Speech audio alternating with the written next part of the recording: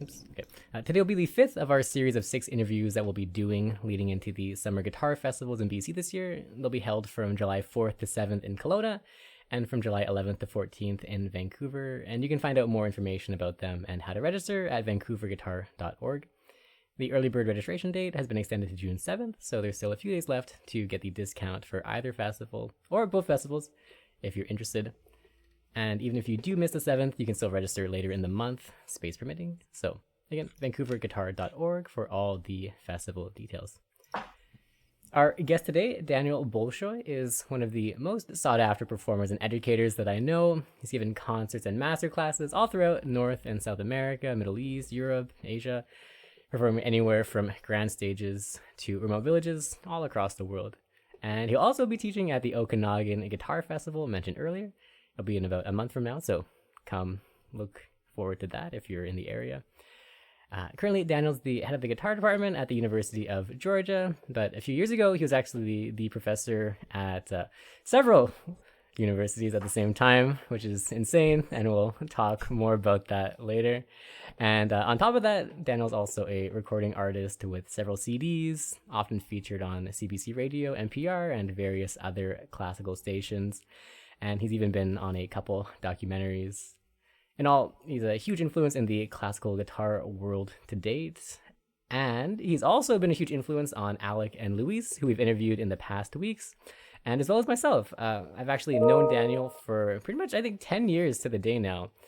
The first serious teacher that I had, and he's the one that really laid a solid foundation for all things guitar, and that foundation has made it really easy to build up my own path going forwards. Actually, to this day, I still hear your voice in the back of my head when I'm practicing or learning a new piece. I hope that voice says something nice. You're probably better off not knowing what it says. No, it's honestly instilled the fear of God into me, but also the love of guitar and exploring new ideas and striving to be the best I can. So it's a good voice. It's funny that I still have this like lingering fear from my undergraduate days, even though you're like super nice and you have a really gentle teaching style. There's like this like lingering just got into university fear that just hides behind the shadows. I know you're supposed to be interviewing me, but I would actually love to hear that because I never hear honest feedback from students. I mean, then you were in the right place after so many years to kind of reflect on that. So anything you want to share with me, I would be happy to hear. Okay, well, just a little bit. I remember there was this one moment where I came into a lesson and I was like sick and I didn't really practice much, and I came to you with a piece and I was like, hey, I'm kind of like not feeling good. I didn't practice, so can we just spend the lesson and like going over some fingerings, and like can you like just give me some fingerings so that I can practice this on my own time? And then I remember you gave me the big old undergraduate spiel about like responsibility and like how you should behave and what kinds of things you should have going forwards and like expectations. And I just like I was so shocked that I just like spent like the next 6 months just like sweating away and like never looked back, like never slacked off ever again. Well, I'm glad to hear I had that influence. Sounds the way you described it, I got scared myself. I wonder what I said, but yeah. Well, anyway, I'm glad to hear that you're still talking to me. That's right. So I guess it all ended up well enough.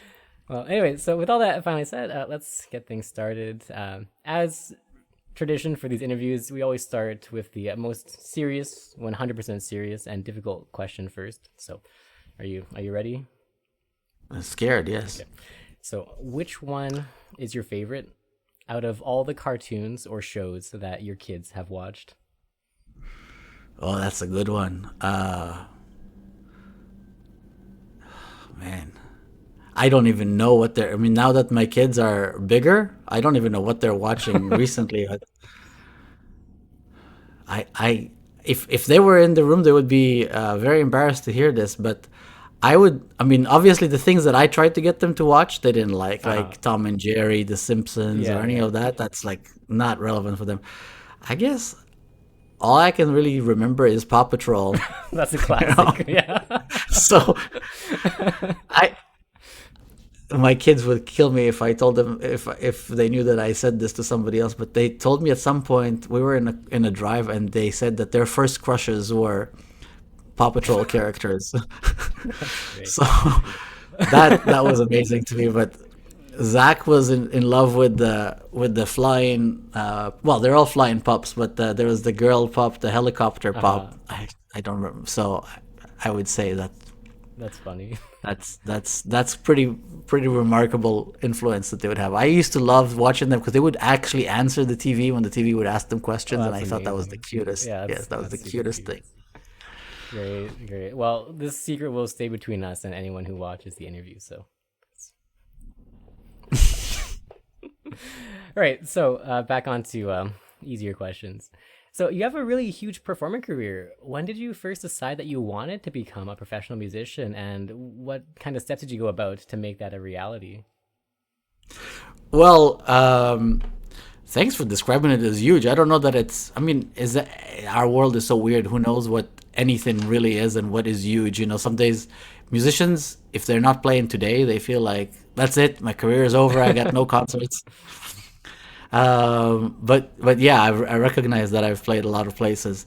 Um, it's hard to tell. Definitely in high school, I felt like when I discovered playing guitar and sharing it with other people, I realized that would be great if I could do this forever. Mm-hmm. Um, I know that I started playing concerts for like family and extended, friends and so on, um, all through high school, and I always looked forward to that, and I imagined that that would be amazing. And as I would see guitar societies, I thought, well, that's not a very big leap from what I was doing. Mm-hmm. So I imagined that that would always be a part of my life, and that would be great if I could make that happen. But even in undergrad, I was also expecting that that would be a pretty modest living, and that's not going to be. It's hard to believe that that would actually be my life. Mm-hmm. So I can't really tell you where the reality of doing it actually started dawning on me, but certainly in my undergrad, I had some opportunities to play real concerts, and I Mm-hmm. said that I will definitely do everything I possibly can to have as many of those opportunities as possible. Nice. And how did you get most of your concerts? Did you have a manager at some point, or did you reach out to the venues yourself, or do you wait for people to reach out to you? How do you normally get the concerts? Well, when you're just starting, if you wait for people to reach out to you, very very little will happen. But the truth is that some things will happen. Mm-hmm. But and some things did happen that had nothing to do with any efforts that I made. Um, but kind of like I said in the last answer, basically I took every opportunity, and many of them seemed very very informal opportunities. Um, but I took every opportunity to play. So if my parents, being immigrants, we came to Canada when I just finished grade 11, and we would always do things together, the whole family. Mm-hmm. So we'd always go and meet people that had more to do with my parents, and I had no, they were my parents' age and so on. But I would bring my guitar and force people to listen to me play because I had to listen to them talk for all this time, Right. And I discovered that that made the whole, not just the evening, but the whole week, more interesting. Mm-hmm. Looking forward to the weekend and being able to perform a few pieces. So to me, that was like real concerts, and really prepared me for the opportunities that came later Mm-hmm. to actually play concerts. And I can't tell you what was first and what the real order of things was, but at the time that I was living in Ottawa, the CBC was pretty good at recording live concerts, and they would audition people to uh, to play on various series for 15 minutes, or sometimes it would lead up to a recital at one of the major venues like the National Arts Center or something like that. So they were holding auditions for that, and I went for those. And I remember that the first time I auditioned, they told me that I didn't pass, but they're calling me because they liked what I had to do, and they kind of gave me an invitation to keep in touch. They said, "You're not ready to go on the air now." At this point, I think I was a high school student, but when you play next, let us know. Maybe if you have a recording, we'll listen to it. And so I pretty quickly after that organized the concert for my grandmother. My grandmother had come to visit us from Russia. She had no interest in classical music. Yeah. The poor lady. My teacher at the time said we can rent the church, and I'll invite some students, and you play your. By that point, I think I went to my first year of college, or I was preparing to my first year at college at Carleton. He said, "Why don't you just play your program for my students and your grandmother? It will look like a concert." Yeah. And so we organized that, and then I invited one of the CBC producers. His name was Gary Hayes. He came and listened, and he said he would love to invite me to his concert series. Wow. So that I remember as it's kind of a good example of how these things started. I was still a student at Carleton University, my first year of undergrad, and it was right there. And then when I went to the University of Toronto, I already had an invitation to play a different concert, and it just kept going.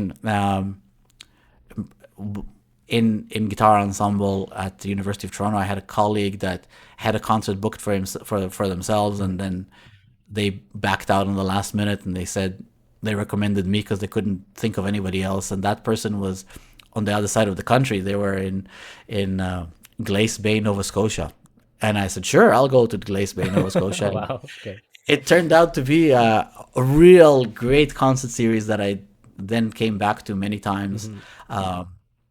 And it was one of these concert series that started in the 1950s, managed out of New York City. There was an organization called Community Concerts that sent some of the biggest stars from the U.S. to communities all over North America, and that's in the long before the internet days. That's how these concert series were managed. They were managed centrally, and you'd have 3 or 4 concerts, and the attendance in these concerts was enormous. You'd have 2,000 people showing up. Oh, So wow. even though this was in the 90s, because I'm old, there was still a lot of people at that point. And at that point, the concert series was not managed by community concerts. It was an independent concert series, but it was very much the same format. So they had main big names. And I remember the night before my concert, I was there, and they showed me the brochures. It was like their 50th season or something like that, and I saw the list of. There was nobody that was like me, like a young student. Every name for every year I recognize as Yeah. as heroes. So I was petrified by the next day. But it was a great experience to play that concert, and like I said, I went back to that series several times afterwards. So it was things like that really informed me, and I kept going doing things of that nature as much as possible. I did get an agent at some point. You were asking. Yeah. Um, that happened in the early 2000s. In 2000, well, I remember that it happened in 2001 because it happened after September 11th. That Right. that Yeah. the concert that the manager came to see a concert that I did that month, and that's when we started working together, and we worked together right until he retired. In fact, sadly, he passed away a couple of years ago. He was a great influence, and he opened a lot of doors. But it was always a collaboration, and he explained it to me really well even then. Like a manager or an agent, they don't do the work for you. They can't get you concerts. But if you're working together, you're reaching out and they're reaching out. They can help a lot. Yeah. And they can sometimes they can give you good advice. Sometimes they can introduce you to people that you wouldn't be able to meet otherwise. So for that period, I had been working. That was my main agent, and I'd worked with a few others since. And I'm working with a good agency right now, based in Montreal, Boulevard Artists. So it's always helpful to have somebody help you, but in our world, it's personal connections. Yeah. People kind of get to know you directly. What do you think are some of the important aspects for graduates that are trying to break into the professional sphere?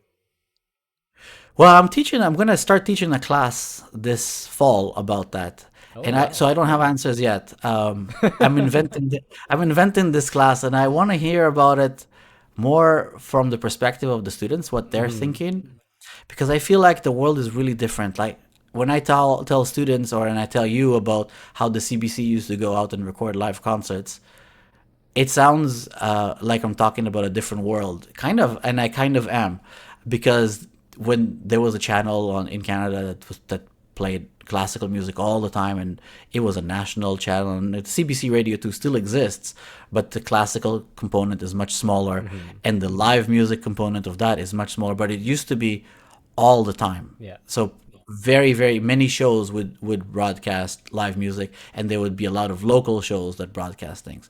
So that space, that need, I mean, if that served the need, that need must be fulfilled by something else. And I'm thinking podcasting, and of course after the pandemic, everybody played these online live to video or whatever Yeah. recitals. Live to video. That sounds like direct to video movies from the 80s. But that's how old I am, I guess. But you know what I mean. Like Yeah. these platforms exist, and I have a lot less experience with them outside of the pandemic. Um, and I'm sure that there's a lot of things there that the graduate students that are looking, people graduating from the music degrees, or people trying to enter the performance world are much more experienced with and know much more about. I think you're a good example. I mean, with what you're doing right now, what this platform we're talking about.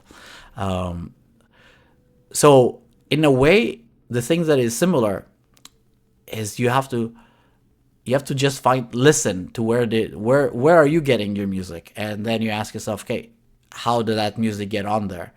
How can I contribute to that?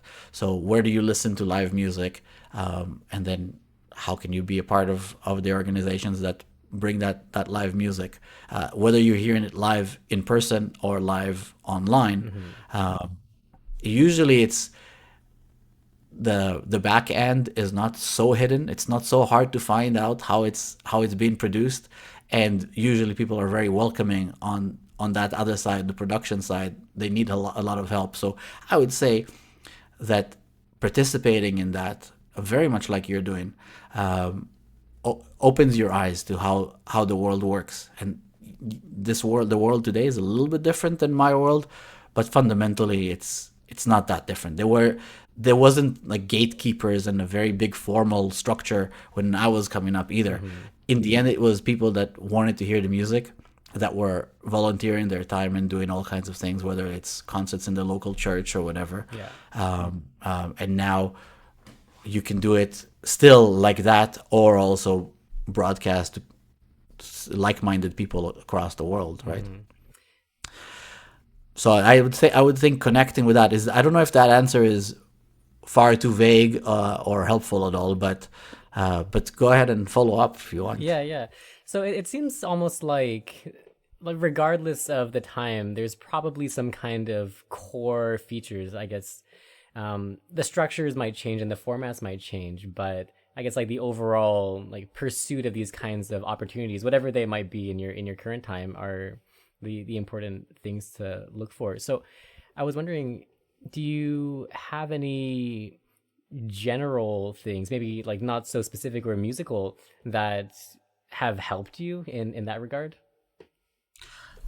Yeah, yeah, we're getting very philosophical, but I think you did ask earlier, like, should we just wait for opportunities, or should we meet somebody that makes opportunities happen for us? And I think that's very instructive. Like I've talked to students about teaching, for example, about getting started teaching, and I know for myself, I know I was scared to start teaching. I started teaching when I was, again, in high school. I found out that a friend was teaching at a music store, and I thought, somehow they told me that there's an opportunity, and I really didn't feel qualified, but I went for it. And when I was talking to students about, this is undergrad students taking a pedagogy class, they they like the idea of teaching, but they said they're not ready. And Oh, of course, it's in a safe space. That idea of feeling like you're not ready, and therefore you should wait and prepare. I think it's, as an adult, who's raising kids, I would think that that's a very smart and wise approach. But at the same time, you gotta do ridiculously ill-advised things to right. try, right? To figure out, because that's how you really figure out yourself. So my parents didn't see any reason to object when I was 14, 15, and I decided I was going to work in this store. And I guess Hmm. I was a little bit older than that, but by the time I was actually teaching, I would be more like 16, 17. Yeah.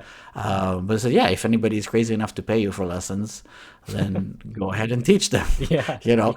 And it's the same thing for playing concerts. I mean, if you're the one who's proposing yourself, then you have nothing. There's no expectations. I Hmm. mean, it's not like you're going to tell them, "I'm as good as any of the great concert artists." Like I've told you about in that concert. I had no chance of being of filling the same shoes that I saw on the Yeah. last Yeah. 50 years of these concert series. But I'm here, and I mean, very often, the 5 minutes before the concert starts, you think, well, they're about to discover me, and that will be the last time I ever get to play anywhere. So we all, you have that feeling, that imposter syndrome.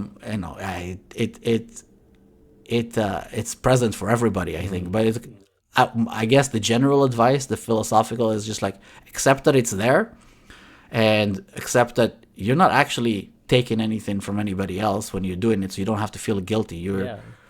You've learned something, you have something to offer. If people don't want to hear it again, they won't ask you. So all you can do is try it. Great. And so I meet students that are fantastic at that. Right from day one, that's you actually have to tell them, well, wait, it will be even better if we worked on it for like a couple of weeks or Yeah. something. Like, maybe don't present it yet.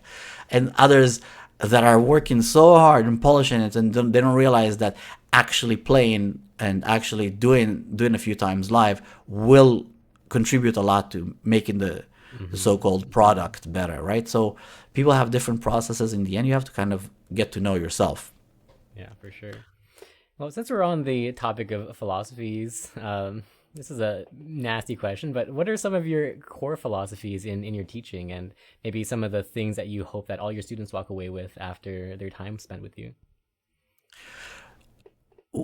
Well, I don't have an organized answer for that, so I'm going to think it through with you. But Sure. I mean, I think it's really important to be honest. So when you're really entrepreneurial, the idea of, I can help you. Anyone whatever you want to buy, I can sell. That's the Hmm. idea of being entrepreneurial, right? And if you find a way of being that, but also being honest and saying, well, look, this is the thing that I'm actually very good at. I can totally convince you that what you're looking for and what I have to offer match. And I don't think that there's any problem there, right? And as classical guitarists, we often have to do that. People expect, they have a completely different preconceived notion of what a guitarist is. And when they're describing let's say it's a wedding or something, and Hmm. they have an idea of what you're going to do, how you're going to walk down the aisle and sing romantic love songs and create a certain atmosphere. That's nothing like what a classical guitarist actually will do at the ceremony. Hmm. But the end result would actually be what they're looking for, which is you're going to add magic to their event. So you listen to them and you say, yes, I can do that, right? So I think the same similarly with teaching. If you have zero interest in classical music, when I was beginning to build my school, if I turned away everyone that said I'm not interested in classical guitar, I would never have taught a single lesson. I don't think. Hmm. So the idea is like, okay, well, let's not use what I know as a barrier.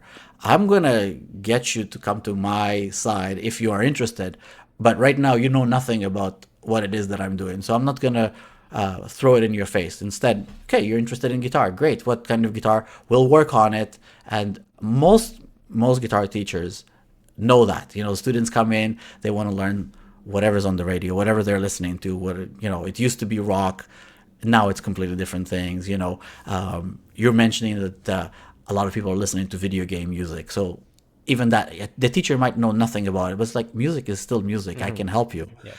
As you start making the first steps, the student either gets interested in what is at your core, whereas in your heart, or you find ways to broaden their horizons a little bit and give them whatever tools until they go on to the next teacher. So in that sense, you need to be honest. You find the points of connection with the students, and you build on that. So for me, it's really interesting to figure out classical music more and better, and what does it mean to be a classical musician. So the things that I'm thinking about for myself, I'd like to have them in conversation with my students. So this is related to the thing that you told me before. Like, you come into the lesson with a certain expectation. If you told me the fingerings, I go home and practice, and I totally understand that. I mean, that is actually not a lazy thing at all. This is very diligent. Your idea of being diligent at that point was, I will put in the work. I just want somebody else to tell me what to do. Right. And many students have this approach, including me. And it's kind of irritating when the teacher doesn't give you that. And I think that's the part where you have to be honest as a teacher. I don't want to give that because it's very boring. Also, I don't even feel comfortable that I'll be giving you good information. If I gave you my fingerings, there would be fingerings that I've done in reaction to problems that I was solving at that time. It might not even be the fingerings that I would play right now, so they have no meaning at all. But of course, they solve a lot of problems for you because you go home and you don't have to do a whole lot of independent thinking, Right. and deal with all the dilemmas and all of that. So in a way, you feel like it's helpful, but I'm looking at it a little bit further down the line, and I realize that's not going to help you at all with the next piece. Yeah, And the exactly. piece after that, you're going to expect the same thing. And so, being honest, you start talking about the problems. Why is it difficult to do this thing? Even if it's a very basic piece. There are teachers that are really good at laying down rules and saying, you have to always, let's say, very standard thing in our technique, alternate fingers in the right hand. You have to be very strict about that. And they end it there. And that's their truth. They know just as well as I know, those teachers know, that actually is not possible in a certain percentage of the cases. Yeah. But I'm the kind of teacher that would immediately confuse the student by giving them some insight into the exceptions. And then now we're dealing with something that actually is engaging my brain. I know that we alternate, and I also know that we don't always alternate. And I can give you a fingering and then say, okay, I know it says not to alternate, but trust me, alternate. Yeah. Or I could say, well, this is what we're thinking about. This is the problem that's happening here. This is why we're doing a slur here to avoid I don't want to get into all the details, but you understand where I'm going with all of these things. So when I'm talking to a student about these things, what I mean about being honest is I'm actually sharing my process, and I'm actually struggling along with them, and that makes it interesting. To me, that's what teaching is really rewarding for, and by working on problems with the student, I'm getting better for myself. So again, I'm being honest and being a little bit selfish, but actually, hopefully, that brings me with some enthusiasm to the lesson. That makes it interesting. I'm not actually conveying information that has been pre-planned. I'm not just presenting it and expecting you to take it and then go and process it. That is a very small part of a lesson, actually. If that was the most part of the lesson, then universities would be so grateful, because you could just do a 1-hour class for all the guitar teachers, all the guitar students at once. And in fact, probably you can teach much bigger classes, so they would have to pay you a lot less. Yeah. And fortunately for us, and unfortunately for the administrations of universities, that's not how music is taught, and we actually do need to sit together as as colleagues and kind of work things out together. So that's a big part of my philosophy, is that idea of be honest and talk about the things that are on your mind, because it's very difficult to actually talk about other things. Are there any common traits that you found with the students who you work really, really well together with? Like mindset or their approaches to learning, just anything in common that have just led to them standing out or having good success in whatever they want to accomplish? If I thought about a list of all the students that I'm most proud of and put them side by side, they're so different, and the way I worked with them is always so different. And then if I contrasted it with a list of students that I felt like I wasn't able to help very much, be much harder because I don't remember any of their names because I'm so selfish and I'm so centered on the people that I liked, right? But and I'm sure that that's true for any teacher. Mm-hmm. In the end, you'd know that the students that where it worked out for, they were so driven, they so wanted something. And even if you felt like they're not understanding the thing that you're trying to say, or they're working in a way that's so different from the way you imagine they should be working, the relationship of teacher and student is working so well because they are actively pulling out information from you.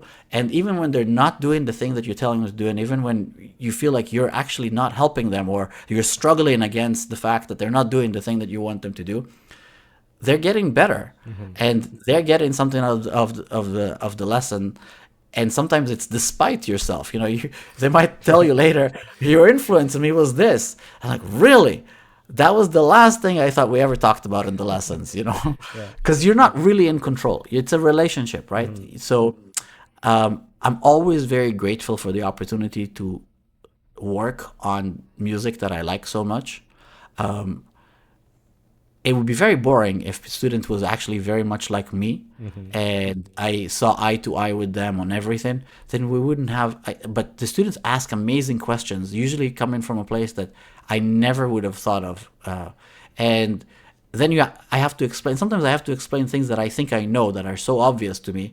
And as I started explaining them, I realized this is so interesting to think about. I never thought about this, and I realized I'm not actually at all clear on these things, and I enjoy those conversations Yeah. so much. So the things that students have, I mean, if they really have an interest, then I want to teach them. I want to work with them. If you're interested in this, if you see yourself doing something and you have a lot of questions, but those are the dream students that every teacher would want, right? So that's not it's a non-answer in a way. Yeah. Well, I mean, it's a non-answer, but I think it's definitely the right answer too, though. you know, it's like you can what is it like? You can lead a horse to water, but you can't make it drink, kind of thing. That's right. That's right. So, what are some of the biggest takeaways that you think that somebody could get from studying music, whether with you or just in general at an institution, that could maybe like Well, help their career just as a musician or just improve as a human being?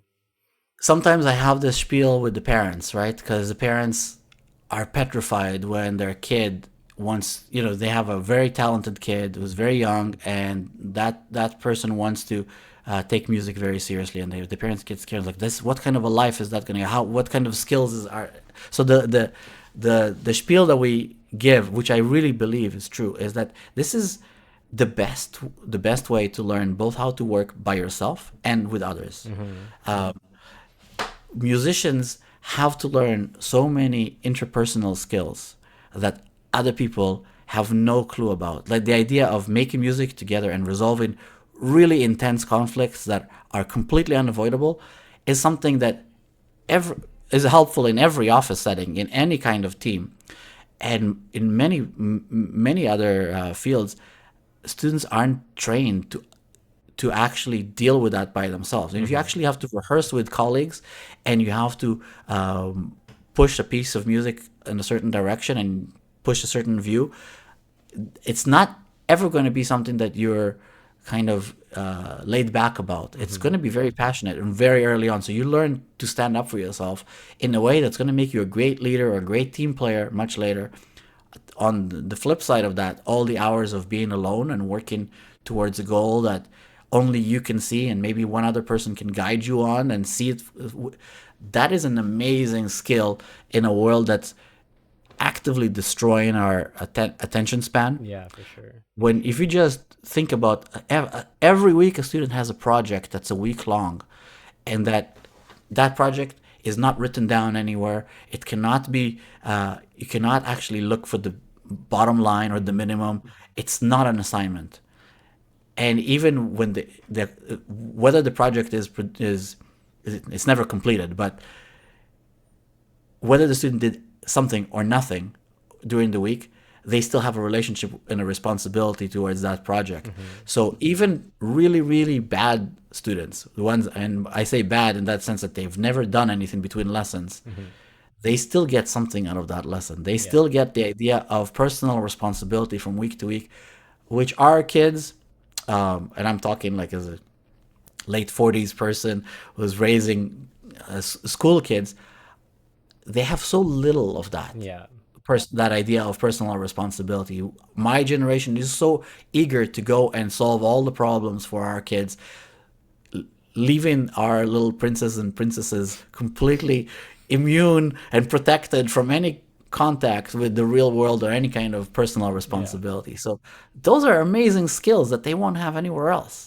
You know, if they go into hockey or anything else, there's going to be another parent that's going to put the coach in their place.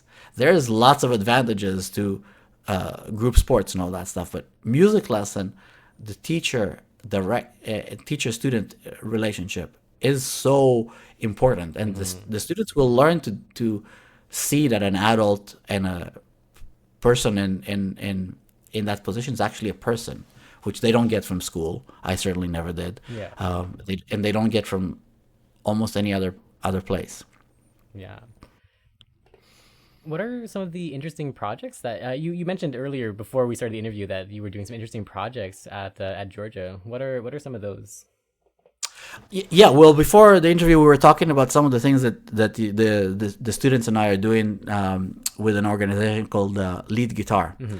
Um, I'll tell you a little bit about that. So, Lead Guitar basically supports guitar teaching in schools Yeah. in all through the U.S. And the way I came about bringing it to Georgia was through seeing my students who were very outgoing in helping guitar instructors in Georgia. We had Athens is kind of the music capital of Georgia, so very often events happen there, and there was a music teachers conference, and we discovered really early on. I've been there for now 8 years. That a lot of the people that are getting assigned guitar classes in schools are not trained guitarists, Okay. which is kind of shocking, right? Right. You might go through life in your first 20 something years as a vocalist, and suddenly you're faced with 50 kids in the class, and you have to teach them guitar, and you have no skills in that other than being a music teacher, which is actually a lot of skills, right? So the teachers reached out to my grad students and vice versa. I think my grad students were really active at creating those connections. They volunteered to go and play and show them what it looks like when somebody who knows what to play guitar, and a little bit gave them a little bit of help. And then I tried to build on that. So I found out this organization exists through my friends. I mean, the executive director of Lead Guitar was somebody that I got to know when I was studying in Arizona. His name is Brad Richter. And a good friend of mine and a fantastic guitarist, Denis Zabagic, is involved in that organization in their Chicago headquarters. So, talking to those two, it felt like what I'm doing in Georgia and what they're doing all over the country is very much aligned. So I brought them to Georgia, and so now we are working in a much more formalized way. So a grad student would go once a week and work with a guitar class, Yeah.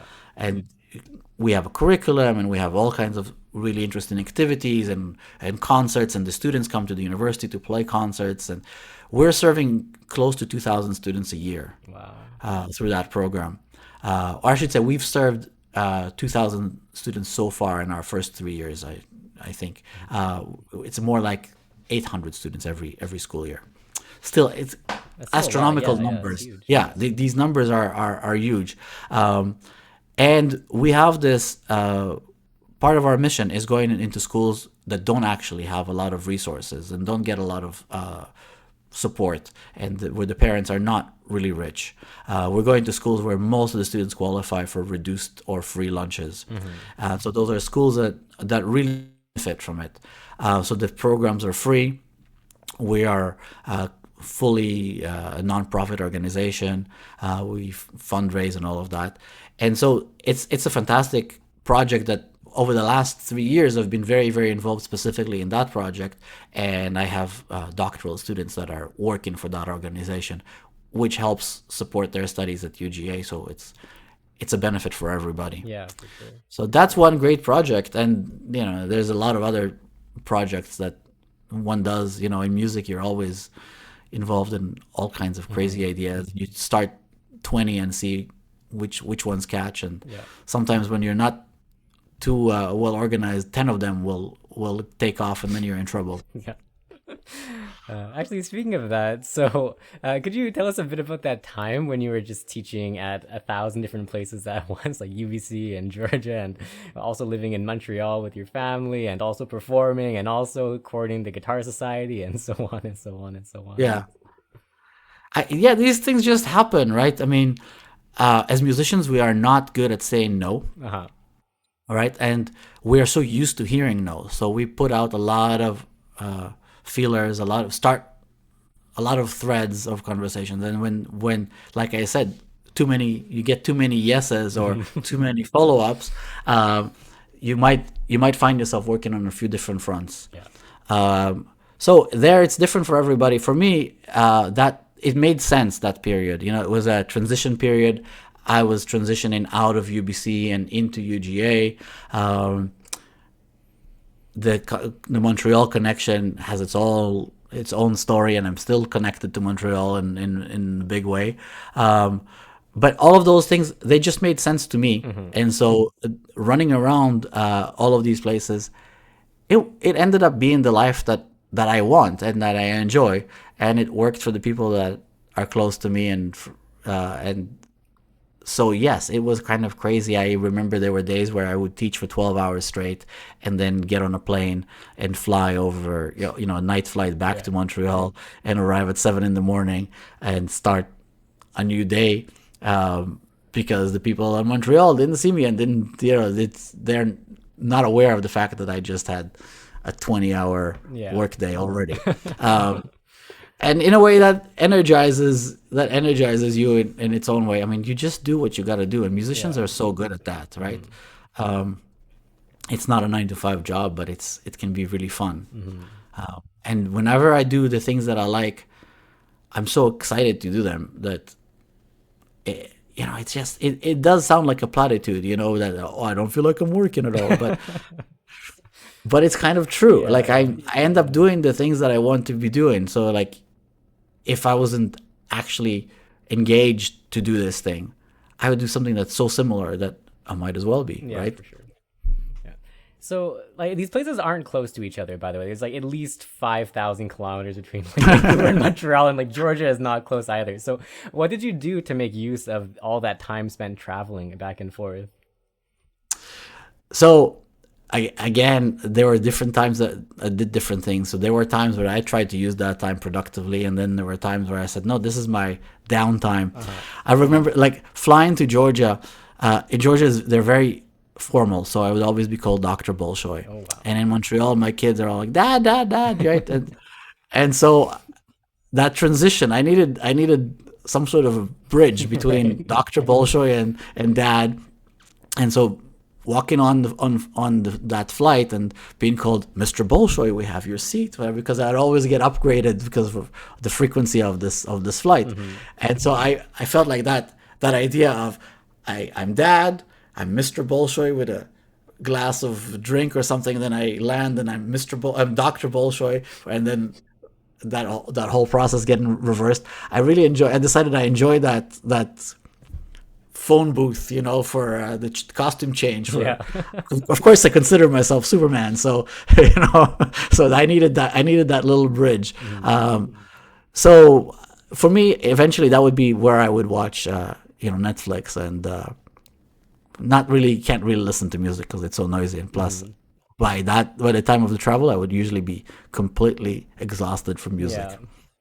So how did you manage to keep up your playing level? Because you were performing during this as well, right? So like, it Mhm. didn't sound like you have too much time to get your practice in. So how did you keep your level up despite all the busyness?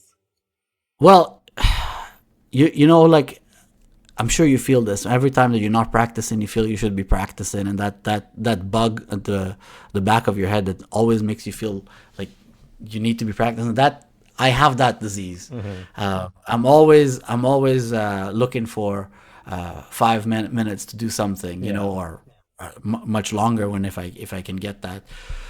I used to practice a lot at airports. I do that a lot less because I usually travel without a guitar now, Hmm. except if I'm traveling for like a big concert or something, that I would travel with my favorite guitar. But I used to be very very concerned about getting a certain number of hours, and it's much less of a focus right now. I can do a lot more focused work just before a concert or Hmm. something, or switch my attention. And I like to go all in on a project, and I'm just thinking about it, and then an alarm goes off, and I go, oh my god, I should be thinking about this, and then I switch Hmm. and start thinking about the other thing. With varying degrees of success. But that's my way. It's not a very regimented way, and music is always playing in your head, so things are working themselves out. Sometimes, I mean, it's important to connect with that. You can't just expect that solved problems. You have to figure out. You have to check what has been figured out, or Uh-huh. while you were Yeah. sleeping, and so on. But I've now lived this life for a very long time. So some things are working in a way that I don't even know how. But my whole life is based around preparing for the next event, Hmm. and I like it. So that's why it's working, I guess. Yeah. Speaking of the next event, so there's festivals coming up. I know that you teach at many festivals, but I'm curious if you actually took part in many of them when you were a student back in the day. Yeah, I discovered that. I mean, so I grew up in Israel, and then I came to Canada when I was in last year of high school, pretty much. So I discovered music festivals here because there wasn't so much. I mean, there were some things in Israel, but at the time that I was growing up, for guitar there was almost nothing. Hmm. So I discovered that with a festival that is not very far from Montreal, Domaine Forget. Oh yeah. And that was such an amazing opportunity because at that time, I remember that first week that I went, I got to hear my biggest idols, Manuel Barueco and David Russell, both within the same week. Because the GFA festival was actually happening in Quebec, which is just a couple hours from the Main Yeah. Fourget. So Yeah. I remember I went to both of those back to back, 1994, I guess. That was an amazing discovery that Yeah. these things exist, and suddenly I'm no longer the one person that I know that does this, but part of a huge wave of people of all ages from all countries. Many of them are more or less my age. That was so motivating. So yes, I started going after that to every festival that I could go to. Hmm. How important do you think these festivals are for students and early professionals? I think how much each festival does is, and how much a student might get out of it is changes, from student to student. Some need to do a lot, and some just need to do it. But I think all students should go and do some, Hmm. because basically I see the students that are interacting with and aware of that world always do much more in the guitar world. They're much more active, they're much more connected because of that idea of recognizing that, wow, there's so many people that are interested in what I'm interested in, or there are some people that are interested in what I'm interested in. Because Hmm. even within classical guitar, there are so many different areas of interest, right? Yeah. So that is the most important aspect of it. As motivated as you are, if you just stay in your own bubble doing your own thing, it's very difficult to challenge all the things that you already have and break down Hmm. these concepts so that you could learn new things. And of course, that's the whole idea, is to learn new things. So even if you work really hard, you practice really hard, you go and try to get all the information, you have your own way of doing it, and you're limited by that. But when you're confronted with other people doing amazing things that are different from yours, then it becomes great. So yes, festival is super important. And as a subset of that, there's competitions, and you can say the exact same thing about that. Of course, the competitions have the negative side too, because you're being judged. So I'm not saying that people all should compete, but you have to kind of figure out what your relationship is to competitions, and what part of competitions works for you. Very often, the competition is what's going to get you to the festival. Okay, so we just have a few minutes left. So if anybody in the chat right now has any questions, please feel free to ask them. I'll keep chatting with a bit while the questions come up, but start getting your questions in now so that we have them ready to go. You mean there's actually people watching us right now? Yeah, I guess. Maybe the Paw Patrol secret wasn't so secret. Yes, well, let's not. Please don't. Luckily, nobody knows my kids, so. Yeah. Okay, so just a couple more questions. You spent a lot of time doing guest lectures and workshops and master classes and things in that vein. What are some of your considerations when you're teaching these more temporary students who you don't get to see on that weekly basis? Well, my concept for those is influenced by teaching the first master class that I taught, and that was like early on, when I was maybe along with that same trip that I went to Glace Bay, or maybe the next time I went. No, it must have been one of the later times. I was invited to do a masterclass at a university when I was an undergrad, and I told my teacher, like, "Who am I to teach a lesson?" And I could see that for a second he echoed that. Thought, yeah, who are you to teach a lesson? But then he said, "Well, I'll tell you what you need to do. Basically, is like, as a teacher of a masterclass, all you are is a pair of ears. Your job is to reflect back to the person who's played for you what you heard, talk to them about that. So it's not about, because in my idea at that point was, you need to be, thinking about the first master classes that I saw total masters, people that are idols to me. So I thought that's who you need to be to give a master class. And of course, you would never see yourself that way. Nobody sees themselves the way a teenager sees their idol. Yeah. So if I had waited for myself to be ready, I never would have been. But so I still use that same idea. My only tool is my pair of ears, and I try to describe what I'm hearing. With all the years that I've done them, my other tools after that are much more refined. Maybe I can suggest all kinds of things to fix the things that to change the things to the way that I want to hear them, maybe, or to fix the things that I don't like. I have more solutions, but I'm still, my value is trying to be a mirror for the student as much as possible. Great. And just two more questions for me, and then we'll get on to the viewer things. So first, how did you get involved with the Okanagan Guitar Festival? Well, I've known Alec for a long time. Alec took his first lessons with me when he was a high school student. Oh, wow. Or maybe not even high school. When I was doing a masterclass in Calgary, and I would meet him there, and then he studied with me as a student in Concordia and at UBC, and we've collaborated for so many years since he's graduated. When Alex started the festival, he invited me to take part of it, and I've not missed any edition of the Okanagan, I think.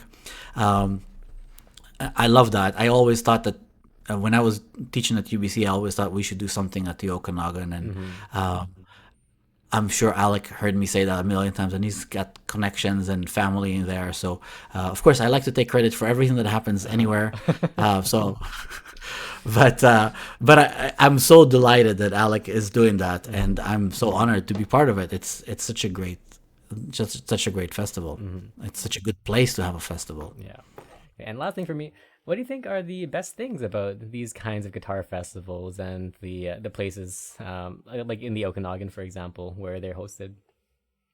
Well, the Okanagan is beautiful, and everybody wants to be there anyway. So it's Mm-hmm. a great place to have a festival. And the thing about the festival that's great is it brings together people from that particular area with people from everywhere else. Mm-hmm. And that's wonderful. So the Okanagan is close enough to Vancouver and far enough at the same time that it's an excuse to get away. But it's also so close that you feel like if you're in Vancouver, you shouldn't miss the opportunity and you should go. Yeah, And then it's a beautiful enough destination that people from other places should consider going there. It's such an amazing place to go to. great. Okay, so we've got some questions from the viewers. What was the last book that you read and why? Ooh, this is bringing us right back to the beginning with the cartoons. That's right. Um, I've been feeling guilty that I haven't recently read like it. The last book that I read is not recent. That's the problem. Like it would have been like months ago. Um, I read books based on friends' recommendations and or an obsession that I would start following. Um, so what was the last book that I read? I can't even remember. Um, I think the last thing that I read that you recommended was like Ultra Sad Super True Love Story or like some ridiculous title like oh, that. Gary Steingart. Yeah. Yeah. Wow, that's a nice. So, what did you think of that? It was a pretty funny book, pretty like wild dystopian kind of thing. Yeah.